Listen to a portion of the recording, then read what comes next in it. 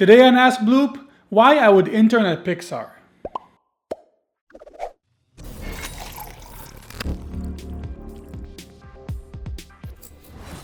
Welcome to AskBloop, more here from bloopanimations.com. It's Friday and it's time for your questions. What different career paths can animation take you?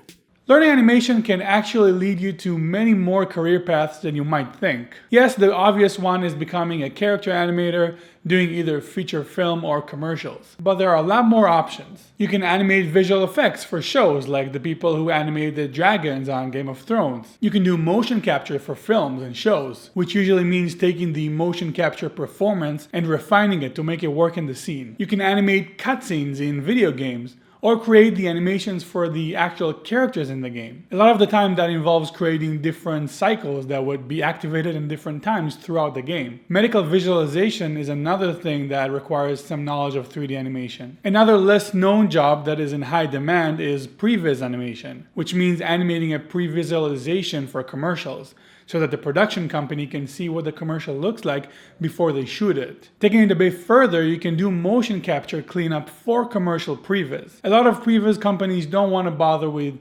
animating every previs, so they keep a small mocap room and shoot mocap for each commercial separately. There's a lot of demand for that kind of work in New York City, and I got to work on plenty of these kind of projects. Another option in the less glamorous side of things is making corporate videos for a company's internal use. It's not very interesting, but it's a highly profitable industry. Even within animation, you can specialize. You can be a character animator or maybe focus on layout, specializing in composition and camera work. You can be more cartoony or focus on realistic animation. I want to make my first short animation. Do you think Maya is better or Blender?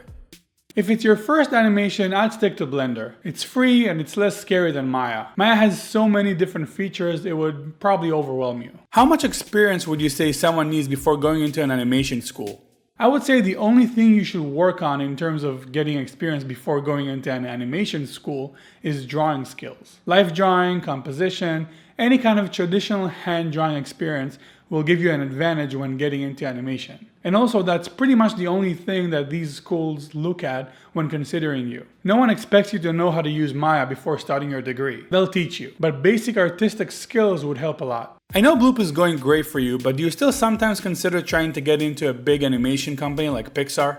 At this point, not really. Like I said, I don't really look for work at studios anymore. Would I take a directing job in one of the big studios if I was offered? Sure, but I will still keep working on Bloop, which is what I consider to be my future at the moment. As for applying to studios, the only thing I will still consider trying to do is getting an internship at Pixar. I just want to see how their training is, and it will give me a nice closure after not getting the after-school internship. I'm just such a big fan of Pixar that I'll do it just for fun, but I don't think they even take people who are a few years after graduation anyway. I also thought it could make for an awesome article series to post on the website. So Pixar, if you're listening, I'll be your intern. Give me a call. That's all the questions for today. If you have one, post it in the comment section below. And if you want to stay updated on animation news, new tutorials, or see if your question was answered, click the subscribe button right over here. See you next week.